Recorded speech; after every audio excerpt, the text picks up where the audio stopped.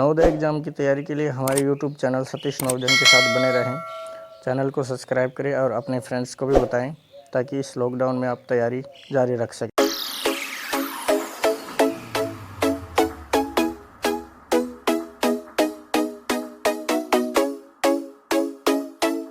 नमस्कार दोस्तों, मैं सतीश यादव अपने YouTube channel by Satish Navodaya में आपका स्वागत करता हूं। आज हम जो बात करेंगे वो स्थानीय मान के बारे में बात करेंगे। ये स्थानीय मान होता क्या है, क्या कह रहा है ये कि किसी संख्या के किसी अंक का मान उसके स्थान के अनुसार जो होता है उस मान को उस अंक का स्थानीय मान कहते हैं। यानी कि जिस भी अंक का अगर अपन को स्थानीय मान निकालना है तो उस अंक यानी कि उस अंक को देखना है वो कौन से स्थान पे आ रहा है, उसकी जो पोजीशन है वो ही क्या बताएगी, स्थानीय मान बताएगी। जैसे ये संख्या है अपनी 573, ठीक है। तो इसमें ये कह रहा है कि 7 का स्थानीय मान 70 होगा। यानी कि जो 7 है वो कहाँ पे आ रहा है, इकाई दहाई के अंक पे आ रहा है।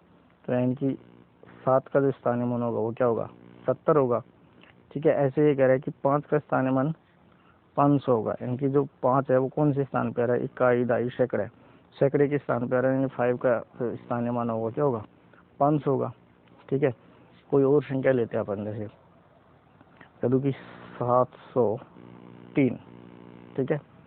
703 में आपसे पूछ ले भाई 0 का स्थानीय मान, ठीक है। इसको एक अलग तरीके से भी अपन समझ सकते हैं कि भाई जिसका भी स्थानीय मान पूछा है, जैसे मान लिया यहाँ पे 0 का स्थानीय मान पूछा है, तो 0 का स्थानीय मान ये 0 और इसके पीछे भी देखना है कि कितने अंक है, एक अंक है तो एक 0, यानी कि डबल 0 का मतलब भाई 0 का तो 0 ही रहेगा, ठीक है।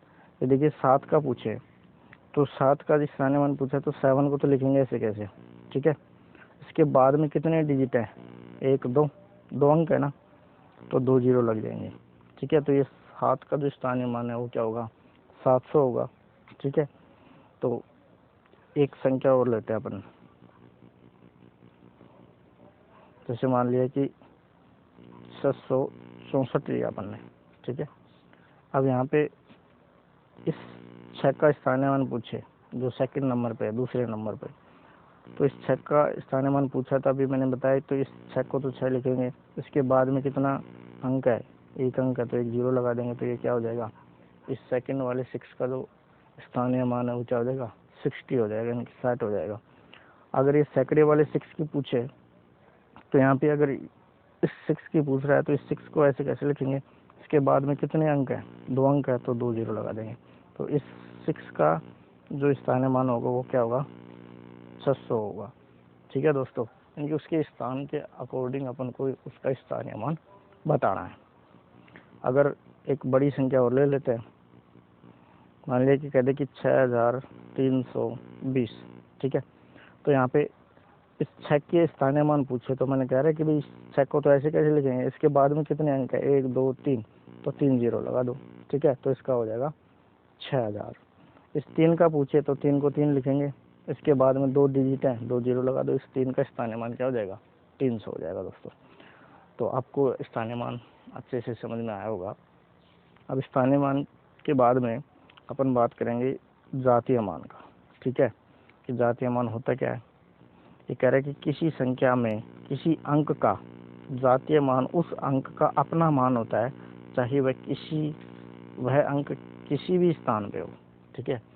ये कह रहा है कि कोई अंक का जातीय मान पूछ रहा है, अगर वो कोई से भी स्थान पे हो तो उसका जो जातीय मान होगा वो खुद नंबर ही होगा, ठीक है। यानी कि 5 है तो उसका स्थान जातीय मान 5 ही होगा।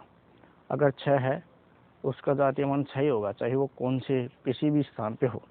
जैसे अपने यहाँ पे दे रखा है 573, ठीक है। तो 573 में देखिए ये कह रहा है कि 7 का जातीय मान 7 है, तो 5 का जातीय मान 5 है, ठीक है। तो यहाँ पे देखो, यहाँ पे स्थान जो है वो मायने नहीं रख रहा। जैसे 573 दे रखा है, 5 कौन से स्थान पे, सैकड़े पे है, फिर भी इसका जातीय मान 5 ही रहेगा, यानी कि चाहे वो कोई से भी स्थान पे हो। ये 7 है वो दहाई के स्थान पे है, फिर भी इसका जातीय मान 7 ही रहेगा। 3 का जातीय मान 3 ही रहेगा। यानी कि जहाँ पे भी आपको जातीय मान पूछे, किसी भी अंक का पूछे, 6 का पूछ रहा है तो 6 होगा, अगर 5 का पूछ रहा है तो 5 ही होगा, है ना। 9 का पूछ रहा है तो 9 ही होगा, चाहे वो कोई किसी भी स्थान पे हो, चाहे सैकड़े पे हो, चाहे दहाई पे हो या हजार पे हो। ठीक है दोस्तों, घातीय मान के बाद में अपन बात करेंगे छोटी संख्या और बड़ी छोटी संख्याओं के बारे में बात। तो यहाँ पे कह रहा है कि एक अंक की सबसे छोटी संख्या है 1। ठीक है, यानी कि एक अंक की सबसे छोटी संख्या क्या है? 1। 0 नहीं होगी, क्योंकि 0 का वैसे कोई अस्तित्व नहीं है। ठीक है, तो सबसे छोटी एक अंक की जो संख्या होगी वो क्या होगी? 1 ही होगी। अगर 2 अंक की सबसे छोटी संख्या है वो क्या है? 10 है। अब 10 क्यों है? देखो, अपन को गिनती तो आती है भाई 1 से 9 तक, फिर 2 अंक कहाँ से स्टार्ट हो रहे हैं भाई? इनसे पहले भाई 1 2 3 4 5 6 7 8 9 तक एक एक अंक है, फिर 2 अंक स्टार्ट हो जाते कि नहीं हो जाते? तो ये सबसे छोटी 2 अंकों की सबसे छोटी संख्या होती है 10। ठीक है, ऐसे ये कह रहा है कि 3 अंकों की सबसे छोटी संख्या वो क्या होगी? 100 होगी। और 4 अंकों की सबसे छोटी संख्या होगी वो क्या होगी? 1000 होगी। तो ये थी हमारी छोटी संख्या। यानी कि आप ऐसे मान लीजिए कि जितने भी अंक की सबसे छोटी संख्या पूछे तो वहाँ पे पहले तो अपन को फर्स्ट में लिखना है 1। ठीक है, जैसे 5 अंक की पूछे तो लिखना है 1। अब 1 लिखना है, उसके बाद में अपन को 5 अंक बनाने हैं, तो 4 0 और लगा दो। ठीक है, तो ये बन जाएगी अपनी 5 अंकों की सबसे छोटी संख्या। अगर कह दे कि 2 अंकों की सबसे छोटी संख्या बनाओ, तो 1 तो लिखना है, अब 2 अंक चाहिए तो 1 0 और लगा दो। ठीक है, यानी कि सबसे छोटी संख्या पूछे तो फर्स्टली अपन 1 लिखेंगे, उसके बाद में अपन को कितने अंक चाहिए उतने ही 0 लगा देंगे। ठीक है दोस्तों, तो ये थी हमारी छोटी संख्याएं। अब बड़ी संख्याओं की बात कर लेते हैं। बड़ी संख्याएं, एक अंक की सबसे बड़ी संख्या क्या है? 9 है। ठीक है भाई, 9 के बाद में तो 2 अंक स्टार्ट हो जाते कि नहीं हो जाते? तो ये तो एक अंक की सबसे बड़ी संख्या तो क्या है? 9। 2 अंक की बड़ी संख्या है 99। ठीक है, 3 अंक की सबसे बड़ी संख्या है 999, और 4 अंक की सबसे बड़ी संख्या है 9999। ठीक है, 5 अंक की पूछे तो आप यानी जितने भी पूछे उतने ही क्या लिख दो? 9 लिख दो। 1 अंक की पूछी थी, देखो एक 9 आ रहा है। 2 अंक की पूछी थी, 2 9 आ रहे हैं। 3 अंक की पूछी थी, 3 9 आ रहे हैं। 4 अंक की पूछी है, 4 9 आ रहे हैं। ठीक है दोस्तों, तो ये थी हमारी छोटी बड़ी संख्याएं, है ना। और स्थानीय मान और जातीय मान, तो ये जो आपके स्थानीय मान जातीय मान है, इनसे क्वेश्चन आएंगे जब अपन एक्सरसाइज को सोल्व करेंगे, है ना। प्रश्नावली का क्वेश्चन अपन लेके चलेंगे। अब आगे जो पार्ट आएगा अपना, उसमें क्वेश्चन ही अपन पुटअप करेंगे। तो ये जो पढ़ा है इसी में से वो एक्सरसाइज के अपने क्वेश्चन आएंगे, तो उसी को अपन को सोल्व करना है। तो अगर आपने इन 3-4 क्लासों को, ये चौथी क्लास है, इन 4 क्लासों को देख लिया, तो अगली जो 5वीं क्लास आएगी उसमें अपन उस एक्सरसाइज के बारे में डिस्कस करेंगे। उस एक्सरसाइज में जो क्वेश्चन होंगे जो अपने इन 4 क्लासों में पढ़े हैं। ठीक है दोस्तों, तो आप बने रहिए हमारे साथ, आप नवोदय की तैयारी करते रहिए।